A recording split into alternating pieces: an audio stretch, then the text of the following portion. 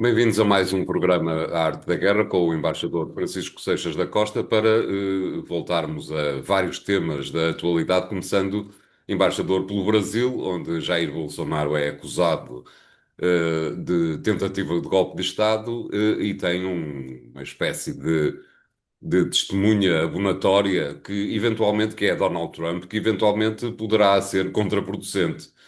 Como é que está a ver este caso, embaixador? António, qualquer que seja a nossa opinião sobre, digamos, as razões e as culpas nesta questão, há um elemento de fundo que é fundamental pensarmos, é que esta questão acabou por criar uma tensão e uma bipolarização extraordinária no Brasil, que mais uma vez confirma aquilo que já se é sensível há uns anos para cá, que é o país partido ao meio. Porque, independentemente de Jair Bolsonaro, e já falaremos disso no futuro, daqui a pouco, poder não ser a solução para metade do Brasil, ou poder acabar por não ter condições para protagonizar essa solução, isso não significa, no entanto, que o Brasil não esteja verdadeiramente dividido ao meio, com Lula e muita da sua gente ao lado, e do outro lado a direita, que, podendo embora não se rever em Bolsonaro, contesta claramente a gestão de Lula. E, em particular, cria, de certa maneira, algum condicionamento para a possibilidade de Lula vir a ganhar as eleições que terão lugar daqui a um ano e pouco. No Brasil, volto a lembrar, as eleições têm lugar de 4 em 4 anos, tal qual como nos Estados Unidos, e curiosamente, as eleições têm lugar em novembro e o presidente só toma posse no início do ano seguinte, exatamente como nos Estados Unidos. E, portanto, neste momento, Bolsonaro é acusado de um golpe, de uma tentativa de golpe de Estado, ele e um grupo de 8 dirigentes, entre os quais o comandante da Marinha, o- os dois ministros militares que ele tinha no governo, o diretor da Polícia Federal e depois mais há um conjunto de outras personalidades, são 8 personalidades, e que são acusadas de 5 crimes da maior gravidade, de acordo com qualquer constituição no mundo, que é a questão de organização criminosa armada, tentativa de abolição do Estado de Direito Democrático, tentativa de golpe de Estado, planeamento de um golpe de Estado, e depois com danos ao património nacional, etc., que são, enfim, crimes menores, mas que configuram realmente, digamos, a personalização neste grupo de pessoas, e isso, digamos, está hoje aparentemente documentado através, em particular, de uma delação premiada feita por um adjunto de Bolsonaro, que no fundo abriu as portas, e depois também pela declaração do comandante, quer do comandante do Exército, quer do comandante da Força Aérea, que dizem que foram, digamos, que Bolsonaro tentou, no princípio do ano 2023, tentou, digamos, tê-los ao seu lado para evitar que Lula tomasse posse e que a eleição, digamos, fosse consagrada. E nessa reunião, com os três chefes militares, Força Aérea, Exército e Marinha, o elemento da Marinha, o comandante da Marinha, disse que estava disponível para entrar nesse golpe, para evitar a chegada de Lula ao poder, e o comandante do Exército, o comandante da Força Aérea, decidiram tomar uma posição, digamos, mais constitucional e disseram que não estavam disponíveis para ajudar a esse golpe. O golpe tem essencialmente a ver com a montagem de uma operação que passava, ao que parece, pela liquidação, quer do presidente Lula, quer do vice-presidente Geraldo Alckmin, mas também por uma eventual liquidação e prisão de alguns membros do Supremo Tribunal Federal. E o golpe, portanto, consagrou-se, nós lembramos, falámos disso aqui muitas vezes, naquilo que foi a invasão de Brasília, em particular a invasão do Palácio do Planalto, o que tem a ver qualquer coisa que nos lembra muito aquilo que foi a invasão do Capitólio um ano antes, quer dizer, é impressionante como há aqui uma espécie de um mimetismo da situação brasileira face à situação americana. E depois também o aparecimento, o surgimento à volta dos quartéis de um conjunto de patriotas, como eram chamados, que queriam que o exército se levantasse para evitar a subida ao poder de Lula. Isso não acabou por não acontecer, o golpe não se consumou, e digamos, aquilo que mais ou menos ainda salva minimamente os acusados, os 8 acusados, é a circunstância do golpe não se ter realizado. Isto é, há atos preparatórios e várias movimentações, mas não se consumou. O que não diminui culpas relativamente à preparação de um ato sedicioso. Bolsonaro vai ser condenado. Este é o ponto que é mais importante. Tudo indica que Bolsonaro vai ser condenado. As provas são altamente concludentes. Bolsonaro e os seus filhos, os seus 3 filhos, também não têm ajudado, digamos, a atenuar a pressão que existe à volta deles. E a direita brasileira, neste momento, que de certa maneira estava presa a Bolsonaro, vai ter que encontrar soluções para criar uma alternativa. Nós já aqui falamos da alternativa mais lógica, que é Tarcísio de Freitas, que tinha sido ministro de Bolsonaro e, curiosamente, tinha trabalhado com Dilma Rousseff, e que hoje é governador do estado de São Paulo, é a figura que aparentemente mais pode ligar as personalidades conservadoras, o mundo empresarial, etc. Um homem com um perfil até técnico interessante, foi ele que dirigiu o programa de aceleração e crescimento que Dilma Rousseff desenhou. E, portanto, neste momento, Bolsonaro vai acabar por ser condenado, os outros acabarão por ser condenados, isto vai dar origem a penas de prisão. Estamos a assistir no Congresso brasileiro, que está muito partido, a uma tentativa de mobilização em favor de uma amnistia, no fundo para abafar, digamos, tudo isto. Essa amnistia, a lógica é, também em 1964 houve uma amnistia para os militares. Não, houve uma amnistia para os militares, não. No final de um período em que os militares abriram o caminho à abertura da democracia, foram esquecidos, digamos, os agravos de 20 anos. Mas isto é completamente diferente, é um modelo diferente. Vamos ver o que é que vai acontecer. Isto não significa que a polarização dentro do Brasil não corra mal nos próximos tempos. Ponto importante, e o António referiu, da questão de Trump.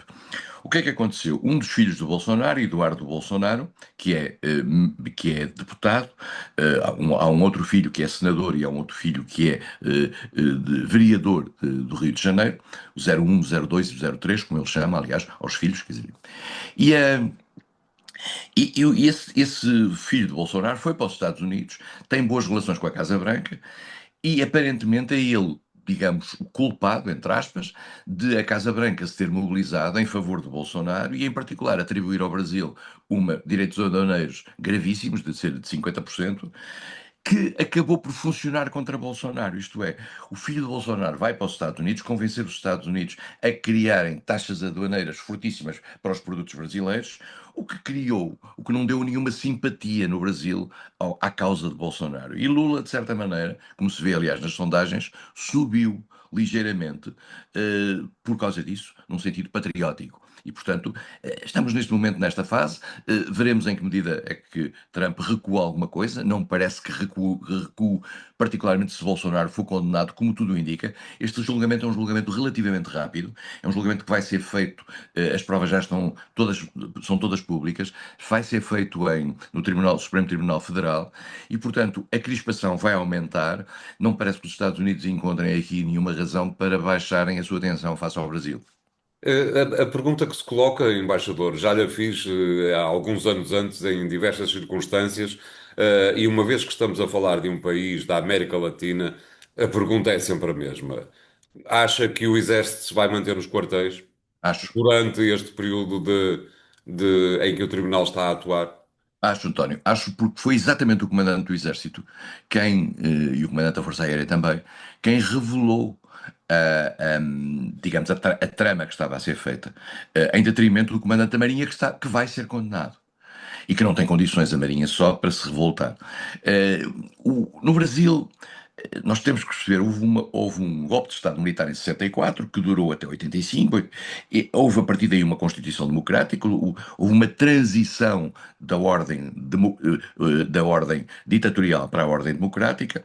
O exército esteve sempre calmo, embora com algumas emanações, digamos, de saudade do outro tempo, eh, e o mais próximo que estivemos de um golpe militar foi há 2 anos, precisamente em 2023, em janeiro de 2023, 8 de janeiro de 2023. E foi aí que se esteve mais próximo. A partir daí, digamos, a civilização, entre aspas, com duplo sentido, do exército é evidente. E, portanto, não há condições neste momento para uma mobilização de natureza militar em favor da causa Bolsonaro, que, volto a dizer, é uma causa que neste momento já começa a ser um pouco preocupante para a própria direita brasileira, porque se sente presa a um movimento golpista e, portanto, perde as suas credenciais democráticas. E no Brasil há uma direita democrática que tem força e que tem expressão e que muito provavelmente vai ter o seu candidato daqui a um ano. Claro, uma última questão ainda, embaixador, aparentemente, e creio que de alguma forma contra aquilo que Jair Bolsonaro alguma vez na vida pensou, os seus filhos, os tais 01, 02, 03, não têm nenhuma hipótese de protagonizar o bolsonarismo pós-Bolsonaro, não lhe parece? O que era deputado, Eduardo Bolsonaro, durante muitos anos teve, digamos, o sonho de poder ser substituto do pai. Há uns conflitos com o pai, há uns conflitos com o líder potencial da direita, Tarcísio de Freitas, e também há uns conflitos com uma pessoa que também faz parte deste grupo, que é Michelle Bolsonaro, que é a madrasta destes, não é a mãe dos filhos de Bolsonaro, é a madrasta e que também apareceu, digamos, como uma alternativa sugerida pelo Partido Liberal. O Partido Liberal é o partido que tem, que digamos, apoia Bolsonaro, de qual Bolsonaro era a figura, e Michel Bolsonaro apareceu como uma alternativa possível. Aparentemente as condições não existem para que essa, digamos, essa via quase de peronismo brasileiro, com a Evita Peron, e depois mais tarde com outra senhora, acabasse por ter um caminho. Portanto, tudo indica que a direita brasileira, que será sempre aquela que se revê ali entre São Paulo e Minas, no sul-sudeste, acabará por encontrar alguém, digamos, com credenciais democráticas que possa, digamos, protagonizar a candidatura que se oporá a Lula nos próximos tempos. Agora, volto a dizer, no Congresso brasileiro a tensão é muito elevada e o Congresso é hoje uma frente onde, dada a presença de muitas forças à direita, haverá um clash claro entre Lula e as suas forças e a direita institucionalizada. Claro. Obrigado, embaixador. Vamos fazer aqui o primeiro intervalo do programa de hoje. Voltamos já de seguida com o segundo tema. Até lá, obrigado.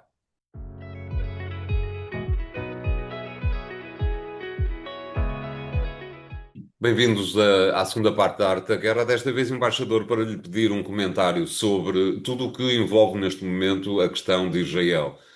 Estamos a gravar o programa no dia 3 de setembro, estamos a poucos dias do início da Assembleia Geral da ONU, a 80ª, se não estou em erro, onde uma série de países prometeram que iriam admitir a existência de um segundo Estado naquele lugar na Terra Santa, estranho nome para aquele lugar, admitindo a existência da Palestina. Portugal está aí entre este grupo de países. Na prática, parece evidente que nada vai mudar por causa desta questão, mas é uma transformação política que pode ser interessante. Israel queixa-se de traição por parte destes países, como é evidente, de apoio ao Hamas e a tudo o que é radicalismo no Médio Oriente, portanto, o Irão incluído. Como é que está a ver toda esta questão e que desfecho é que lhe parece que vai acontecer? Sendo certo que, por outro lado, que peço desculpa por estar a misturar várias perguntas, sendo certo que na ONU as coisas parecem estar muito a favor da Palestina, coisa que não acontece na União Europeia. Uh, Dos 193 países da Palestina, há 145, creio eu, 145 em 198 que já reconhecem a Palestina. E, portanto, reconhecem o Estado da Palestina e reconhecem um Estado que é um proto-Estado que existe, que tem sede, capital em Ramallah, nos territórios ocupados, e que seria, digamos, a base, na base da qual se faria o Estado paralelo a Israel. O Estado da Palestina paralelo a Israel, cujo território está por definir e que agora Israel tenta evitar que essa realidade se materialize. quer com a ocupação e destruição de Gaza, quer em particular com a destruição da presença palestina na Cisjordânia, na margem ocidental do Jordão, que era, digamos, a base fundamental para o Estado palestiniano, sob o ponto de vista físico. Israel já lá tinha cerca de 700 mil colonos contra o direito internacional e agora está, pura e simplesmente, a fechar as aldeias, a cortar as ligações, tornando a situação cada vez mais complexa sob o ponto de vista prático. Este gesto da comunidade internacional, e em particular de alguns países ocidentais, e nós sabemos que a União Europeia está aqui dividida fortemente sobre isto, de reconhecer o Estado da Palestina, e vale a pena dizer que Portugal tem um embaixador na Palestina. Portugal vai reconhecer o Estado da Palestina, mas tem um embaixador na Palestina. Quer dizer, portanto, tem um representante diplomático em Ramallah há muitos anos. É um gesto de natureza política no sentido de dizer não podemos abandonar a compromisso internacional que existe desde 1948, data da criação do Estado de Israel, de criar um Estado para os palestinos que ali estavam quando a vaga da ocupação judaica se fez. Essa vaga da ocupação judaica fez-se de forma conflitual, os palestinos foram afastados, a chamada Nakba, muitos ficaram, mas muitos saíram, uns estão no Líbano, outros estão na Síria, e portanto ficaram na Jordânia, etc. E, portanto, hoje em dia a comunidade internacional quer dar um sinal, digamos, de apoio institucional à existência futura, potencial de um Estado, que seria o Estado da Palestina. E para isso, digamos, esse processo é um processo lento, que tem vindo a ter como, por exemplo, a Palestina foi admitida na Unesco, depois foi admitida como observador nas Nações Unidas, com um estatuto idêntico à Santa Sé, vale a pena dizê-lo, portanto, é um processo lento, mas que é um processo divisivo dentro da União Europeia. E, em particular, agora, nos últimos 2 anos, em função daquilo que está a acontecer, isto é, o ataque do Hamas e o rapto de pessoas dentro de Israel, e o ataque de Israel a Gaza e a destruição de Gaza e a chacina que está ali a fazer-se, que cada vez mais há elementos de natureza internacional que a qualificam como um genocídio, vale a pena dizê-lo, cada vez mais entidades com grande neutralidade configuram isto como genocídio. O genocídio são crimes com a intenção de destruir na totalidade ou parcialmente um grupo nacional, étnico, racial ou religioso. Isto é muito evidente que está a acontecer em Gaza, e com cerca de 63 mil mortos, dos quais 80% de população civil. Isto são os números reconhecidos pelo próprio exército de Israel, vale a pena dizer, os 80% de mortos de civis, dentro Civis, mas destes. dizem eles que não, eventualmente, Mas não, ligados não estão ao ligados. Hamas. António, toda a gente está ligada ao Hamas Exato, em Gaza. Gaza exatamente. vale a pena lembrar, para quem não se lembra, o Hamas não tomou Gaza, isto é, o Hamas ganhou as eleições em Gaza. Depois afastou a autoridade palestina que existe em Ramallah. Mas há originalmente uma legitimidade eleitoral original em Gaza. O que não significa, isto não significa que o Hamas não seja um grupo de natureza terrorista que faz ações terroristas permanentemente. Mas uma coisa é diferente da outra. A população que vive em Gaza, contrariamente àquela ideia de que a população vive sob o terror do Hamas, é capaz de parte da população viver sob o terror do Hamas. Mas se vive sob o terror do Hamas, também não há nenhuma razão para estar a puni-la. Se ela vive sob o terror do Hamas, a culpa é do Hamas, não é dela. Portanto, estar a puni-la neste momento como sendo uma espécie de culpabilidade coletiva é uma hipocrisia. E, portanto, essa população está ali, digamos, sob essa pressão. Mas não era essa a questão que estávamos a pôr em cima da mesa, era a questão das Nações Unidas. Nas Nações Unidas, a ideia de vários Estados, entre os quais Portugal, é reconhecer o Estado da Palestina. Quem se opõe a isto aos Estados Unidos, naturalmente, são o grande protetor de Israel, e Israel opõe-se vivamente a isto e vai tirar consequências no plano bilateral nas suas relações com os países que façam esse gesto. Já fez isso no passado, com uns mais, com outros menos. Não é a posição portuguesa que interessa a Israel. A Israel interessa, por exemplo, a posição francesa ou a posição britânica. Aí sim, ou a posição alemã, digamos, pelas razões históricas que nós conhecemos. E, portanto, aí, de facto, mas isso, há lá limite. Netanyahu e a sua equipa, vou dizer uma frase simples, está-se nas tintas para isso. O grande problema que eles têm é com Estados Unidos. Enquanto os Estados Unidos defenderem Israel e recusarem qualquer legitimidade à Palestina, as coisas irão a favor de Israel. Vale a pena dizer que nos últimos tempos tem havido um recuo da posição americana. A posição americana no passado aceitava a existência dos dois Estados, lado a lado, etc. Agora já não. Agora já há um recuo. Israel também chegou a aceitá-la. E agora há um recuo objetivo. E, portanto, estamos aqui numa situação puramente formal relativamente ao reconhecimento do Estado de Israel. Vale a pena também dizer o seguinte, que os Estados Unidos, que são o país onde estão a principal sede das Nações Unidas. As Nações Unidas têm várias outras coisas espalhadas pelo mundo. Estão em Viena, estão em Geneve, estão em Nairobi. As Nações Unidas protegem normalmente a ida para a sua Assembleia Geral, em particular, que é agora em setembro, protegem a ida dos líderes estrangeiros, mesmo daqueles que eles não gostam. Mas desta vez, os Estados Unidos proibiram a entrada de Mohammad Abbas. Mohammad Abbas é um líder palestino, é o líder da autoridade palestina, da ala mais moderada dos palestinos, com um apoio internacional forte, e sempre o teve ao longo de vários anos. E, portanto, neste momento, a atitude dos Estados Unidos não é compreendida por muitos países, nomeadamente pela esmagadora maioria dos países, vale a pena dizer, mas os Estados Unidos, volto a dizer outra vez a expressão simples, estão-se nas tintas para o que pensam outros países nessa matéria. E já aconteceu no passado, os Estados Unidos, que se comprometem a deixar que as Nações Unidas, que para a Assembleia Geral possam ir membros de todos os países do mundo, mesmo aqueles que eles não gostam, mas já aconteceu no passado os Estados Unidos proibirem a entrada de algumas pessoas. Aconteceu em 1988 com o Yasser Arafat. Depois Arafat acabou por ir mais tarde. Eu próprio estive em reuniões onde estava presente Yasser Arafat nas Nações Unidas em Nova Iorque.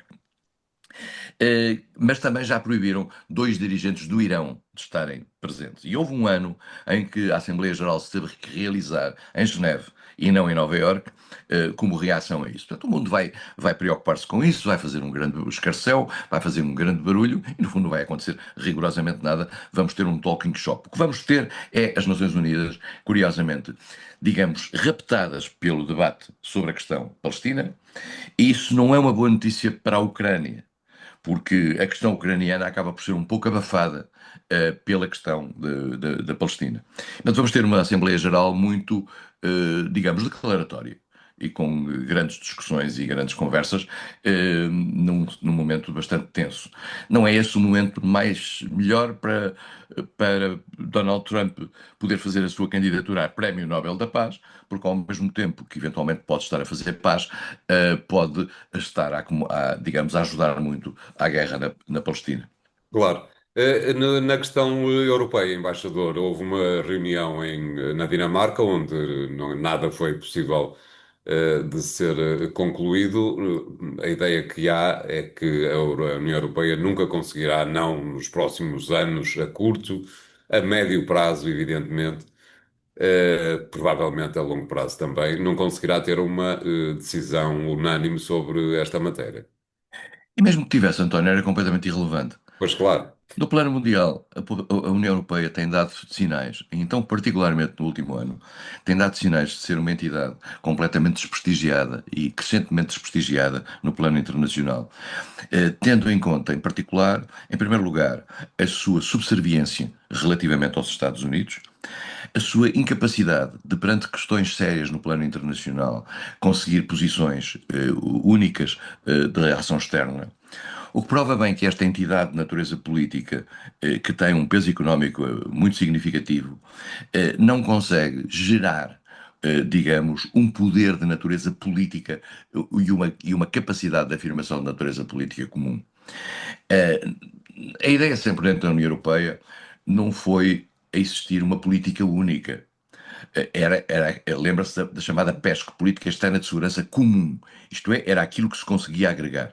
Só que a partir do momento em que as posições comuns passam a ser poucas relativamente às posições que eram necessárias para a afirmação da unidade da União Europeia como uma entidade internacional com força e prestígio, a União Europeia perde esse prestígio. O que é que acontece? A União Europeia é composta, em particular depois do último grande alargamento de mais 12 países, é composta por uma heterogeneidade de países que faz com que seja cada vez mais difícil encontrar posições comuns.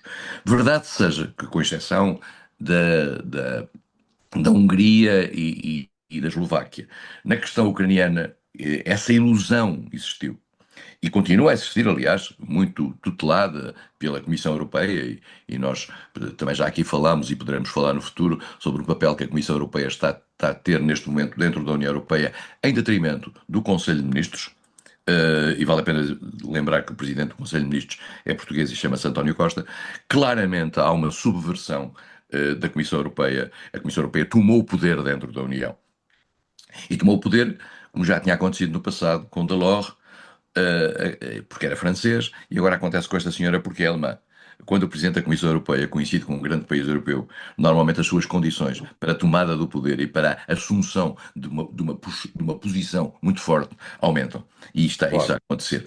E, portanto, neste momento a União Europeia não tem condições, neste caso de Gaza, no caso de Israel, para tomar posições. E, pelo contrário, alguns países, como aconteceu com o governo, por exemplo, holandês, demitem-se membros do governo dentro dos vários países, porque há contradições nas próprias coligações governamentais dentro dos vários países. E, portanto, a questão israelita, a questão judaica, vamos ser claros, chamemos-lhe assim, de forma aberta, é uma questão altamente divisiva ainda dentro da Europa.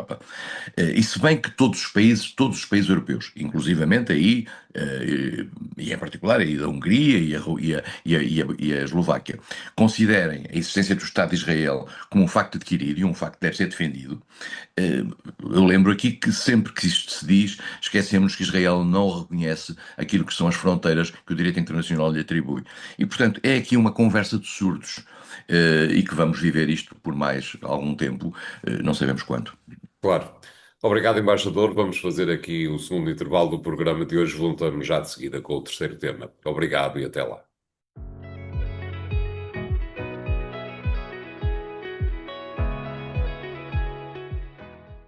Bem-vindos à terceira parte de A Arte da Guerra. Desta vez, embaixador, para lhe pedir que nos diga como é que viu a Assembleia, a Cimeira, da Organização de Cooperação de Xangai, que é claramente uma segunda via do contrapoder à hegemonia ocidental, liderada pelos Estados Unidos.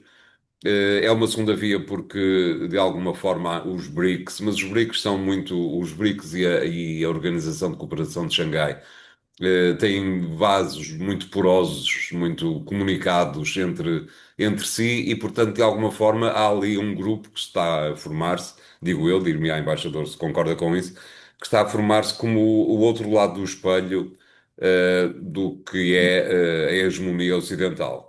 Que pode dizer-nos sobre esta matéria? A sensação que existe é que há uma crescente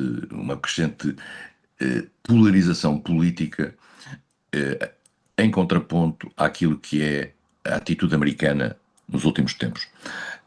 O grande criador desta unidade à volta de Xi Jinping, à volta da China, esta reunião com todo este aparato de que já falaremos, é a atitude americana. A atitude americana e a circunstância dos Estados Unidos terem, digamos, uma arrogância no plano internacional, nomeadamente em matéria, por exemplo, da atribuição de direitos aduaneiros fortíssimos a vários países, diferenciadamente de acordo com os seus gostos e de acordo com a cara dos países, criou, de facto, a noção de que os Estados Unidos estão a abusar da sua liderança na ordem internacional. Há uma entidade de que acabámos de falar há minutos, que também acha isso, mas está calada, que é a União Europeia. Os Estados Unidos estão a abusar claramente da sua predominância. A seguir à Segunda Guerra Mundial, os Estados Unidos, digamos, lideraram-se de forma mais ou menos suave, em particular os países ocidentais, no contraponto com a União Soviética no tempo da Guerra Fria. Essa liderança era uma liderança, digamos, aceite, era uma liderança considerada natural, no fundo, porque representava, digamos, o suporte a uma ordem internacional de diálogo, baseada em alguns princípios e que era conveniente aos países ocidentais. Os países ocidentais deixaram-se tutelar pelos Estados Unidos. Os Estados Unidos foram sempre o dono do Ocidente, tal e qual o conhecemos. Só que agora, pela primeira vez, verdadeiramente, os Estados Unidos apresentam uma cara de abuso de poder.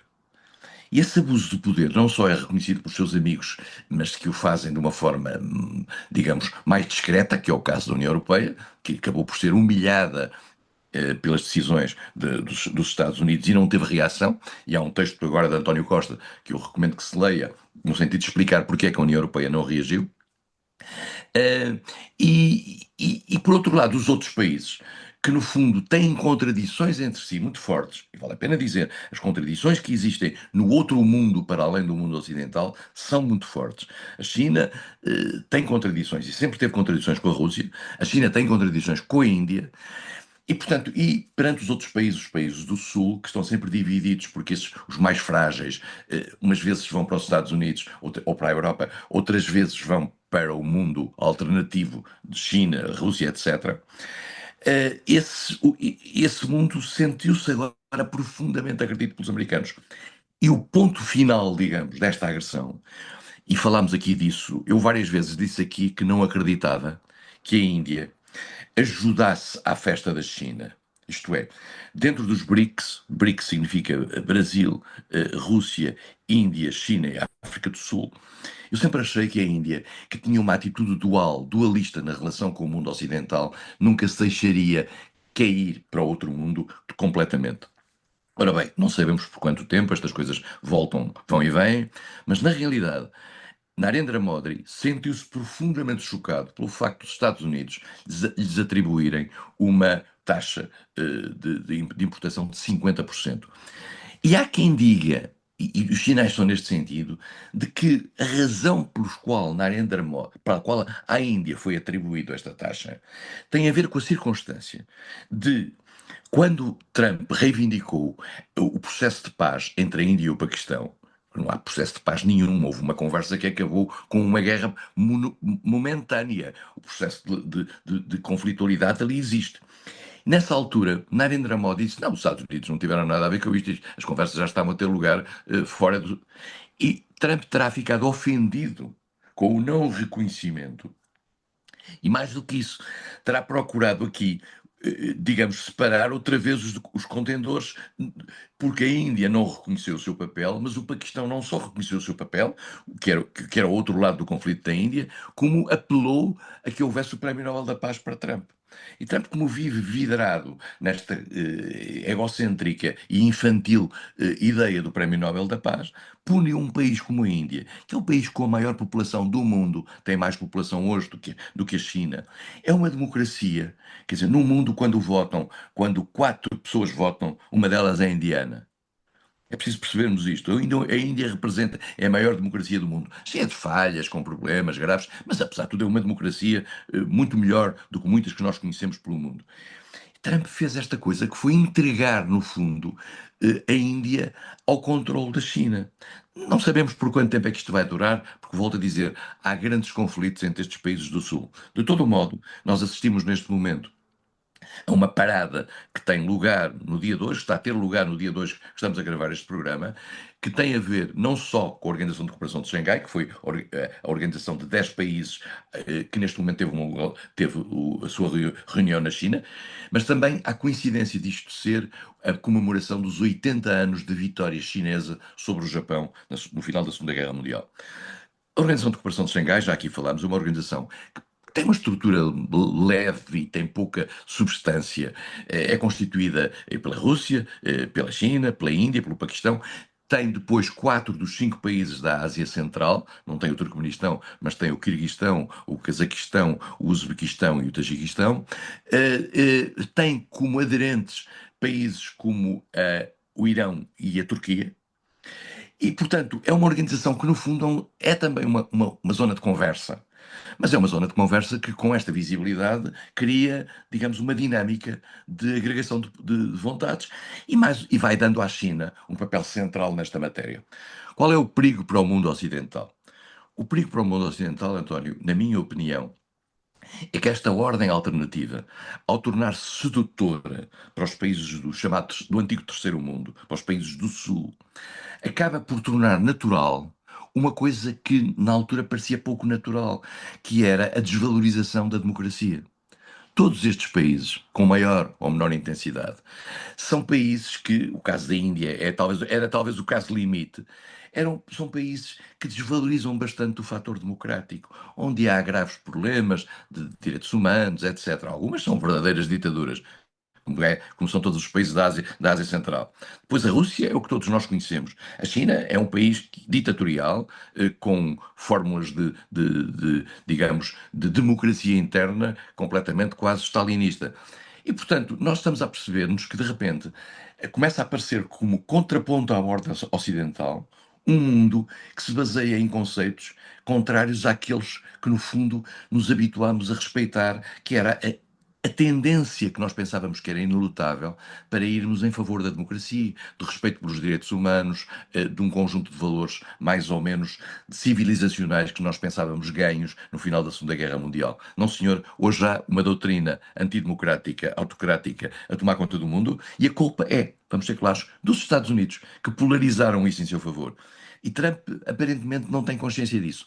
E a sensação que eu tenho, posso estar enganado, é que no final deste exercício, porque Trump, o mundo nos Estados Unidos não acaba com Trump, até pode ser pior, mas pode ser melhor, os Estados Unidos vão perder anos na sua capacidade de liderança com este tipo de atitudes. É claro que depois compensam pelo facto de terem poder, mas vão perder muitos anos em termos da sua autoridade moral, porque entretanto também funcionam da maneira que funcionam em Gaza. E vale a pena lembrar, António, não é por acaso que no momento em que os chineses, os russos, os norte-coreanos que estão lá agora, hoje, na reunião de Pequim, neste momento fazem esta reunião e criam à volta da China esta posição. Não é por acaso que os Estados Unidos atacam, exatamente no dia de hoje, a Venezuela. No sentido de dizerem, atacando fisicamente, digamos, com o argumento da luta contra a droga, mas atacam-na em águas internacionais e fazem isto de uma forma como que dizer, nós temos na América Latina, que é, digamos, o nosso feudo tradicional, desde o tempo passado, desde a famosa doutrina Monroe, a América para os americanos dos Estados Unidos, fazem uma espécie de provocação. A Venezuela não é um país bem quisto, é uma ditadura com laivos sinistros na América Latina, e os Estados Unidos resolvem fazer esta ação na Venezuela, precisamente, coincidentemente, com a altura em que os outros países fazem, como uma espécie de exemplo para o resto. Este mundo está a tornar-se muito perigoso. Exatamente. Com esta observação, acabamos o programa de Arte da Guerra de hoje, e, se nos for possível, cá estaremos na próxima semana para continuarmos com estes temas de grande atualidade. Continuem a seguir-nos nos sites do Jornal Económico e até para a semana. Obrigado.